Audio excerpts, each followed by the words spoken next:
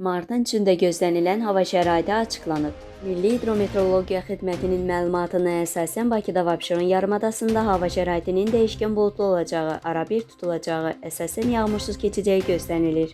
Lakin gündüz yağıntılı olacağı ehtimalı var. Gecə və səhər zəif duman olacaq. Mülayim cənub-qərb küləyi əsəcək.